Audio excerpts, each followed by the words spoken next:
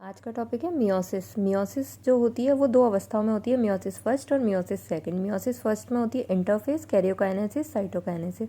Interface में वही G1 phase, S और G2 फेज। कैरियोकाइनेसिस में प्रोफेज, मेटाफेज, एनाफेज, टीलोफेज। जो प्रोफेज फर्स्ट होती है उसमें 5 उप प्रावस्थाएं पाई जाती हैं, जैसे कि लैप्टोटीन, जाइगोटीन, पैकाइटिन, डिप्लोटीन और डाइकाइनेसिस। उसके बाद कैरियोकाइनेसिस, साइटोकाइनेसिस हो जाता है। कैरियोकाइनेसिस के बाद कोशिका विभाजित हो जाती है। उसके पश्चात मियोसिस सेकंड होता है, उसमें कैरियोकाइनेसिस होता है दोबारा से। Prophase second, metaphase, anaphase, telophase ये सब सेकंड चलती हैं। फिर साइटोकाइनेसिस, फिर से एक और कोशिका विभाजन होता है। तो एक कोशिका से 4 कोशिकाएं बन जाती हैं। इसको अब हम पढ़ेंगे डायग्राम के तौर पे।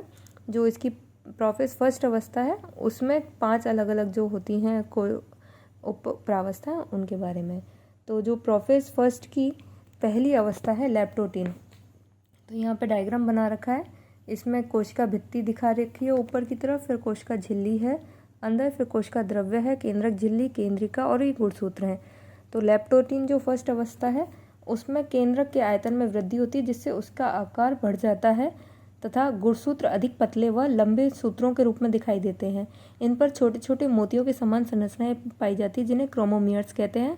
गुणसूत्र केंद्र की क्षेत्र में समान रूप से बिखरे रहते हैं। उसके नेक्स्ट है जाइगोटीन अवस्था।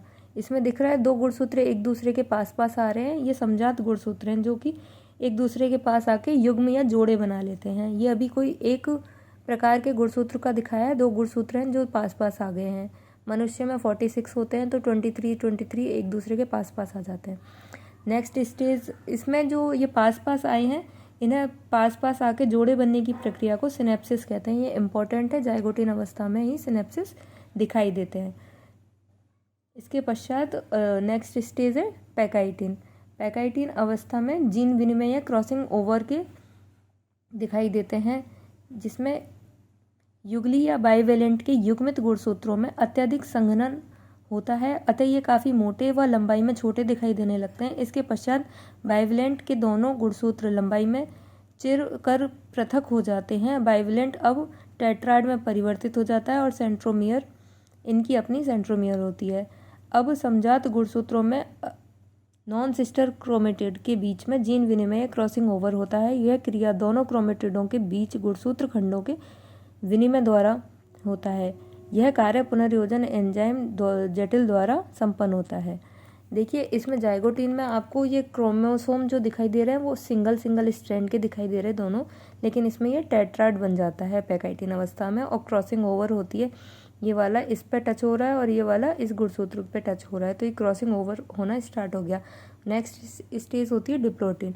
डिप्लोटीन अवस्था, इस उप अवस्था में समजात गुणसूत्र एक दूसरे से पृथक होने लगते हैं। ये दूर दूर जा रहे हैं एक दूसरे से। पृथक्करण सेंट्रोमियर से आरंभ होकर गुणसूत्रों के दोनों सिरों की तरफ बढ़ने लगता है। गुणसूत्रों के इस पृथक्करण को सीमांतीकरण या टर्मलाइजेशन कहते हैं। इसमें काइजमेटा दिखाई देते हैं, क्योंकि ये दोनों एक दूसरे से अलग अलग हो रहे हैं तो काइजमेटा बनते हैं। यहाँ जहाँ जीन विनिमय हो चुका होता है वहाँ क्रॉस रूप आकृति जिस बिंदु पर दोनों क्रोमेटिड मिलते हैं उसे काइजमेटा कहते हैं। काइजमेटा की संख्या कितनी होगी यह गुणसूत्र की लंबाई पर निर्भर करता है। नेक्स्ट है डाइकाइनेसिस। डाइकाइनेसिस, इस उप अवस्था में काइजमेटा पूर्ण रूप से विलुप्त हो जाते हैं, अर्थात सीमांतीकरण पूर्ण हो जाता है। धीरे धीरे केंद्रक झिल्ली भी विलुप्त हो जाती है। देखिए इसमें केंद्रक झिल्ली कितनी डार्क दिखाई दे रही है, लेकिन इसमें केंद्रक झिल्ली विलुप्त होने लग रही है धीरे धीरे। और यहाँ से इसका टुकड़ा इसके ऊपर गुणसूत्र के ऊपर आ गया और ये वाला गुणसूत्र का टुकड़ा इसके ऊपर आ गया।